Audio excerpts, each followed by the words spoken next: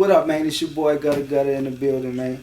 Shout out my homie Mikey T, the movie star. You already know what it is, man. Young Money in the building. Gutterville 3. Let's get it.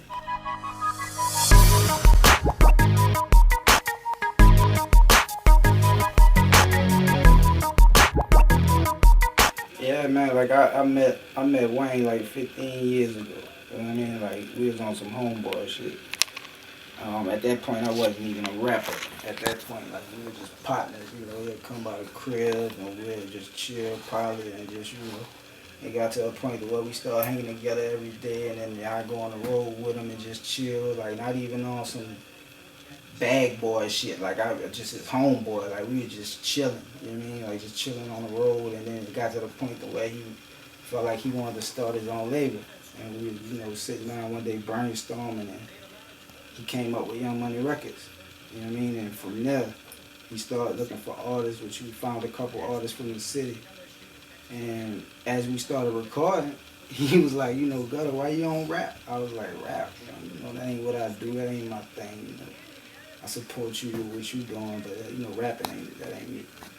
And he was like, nah, blood, like you gotta rap, man. He was like, you been through a lot, man. You got a story to tell, man. You should try to rap, man. Write some raps, man. And I went home, I wrote a rap. You know what I mean? I wrote a rap. I ain't know how to count bars, I ain't know how to do nothing. I just wrote a rap, and that shit was like 2 pages long. You know what I'm saying? So when I wrote the rap, I seen him the next day. I spit the rap for him. And as I'm rapping the rap to him, I'm going through the rap. I mean, it's 2 pages long, so I'm rapping the rap to him, and I'm rapping, and I get to the second page, but I look at him while I'm rapping the rap, and the nigga smiling. You know what I'm saying? So I'm looking at him, and like I stopped in the middle of the rap. I'm like, damn, bro, why you smiling at me? Smiling while I'm rapping? You know what I mean? My shit whack. He was like, nah. He was like, you got a voice. He was like, your voice, man, your voice gonna carry you. He was like, you can get better with the raps because this your first time writing raps. He was like, you'll get better with the raps. He was like, man, your voice will carry you a long way.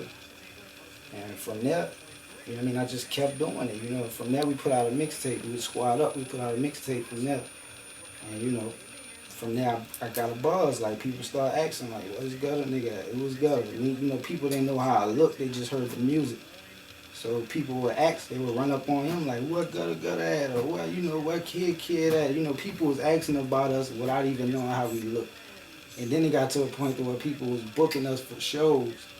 And they didn't even know how we looked, you know what I mean? Like, we was getting 10 stacks a show and squad up, and nobody even knew how we looked. They just knew the music, you know what I mean? And so from there, it was like, all right, now I got to take this shit serious because they got people that actually like my music and like what I'm doing. So from there, that's when I start taking music serious. And, I start writing every day, recording, and, just trying to get out that street shit and just get strictly into the music, you know what I mean? So, for me being one of the people that was around before all this shit happened, just to see it grow into what it has grown into, like, this shit is just crazy. Like, just to, think back at where it started from and to not have all these people on this label, like, people that I used to listen to when I was growing up, that I was big fans of, just to be able to work with these people now and stand next to these people, man, that shit is amazing to me, like, just to see where we came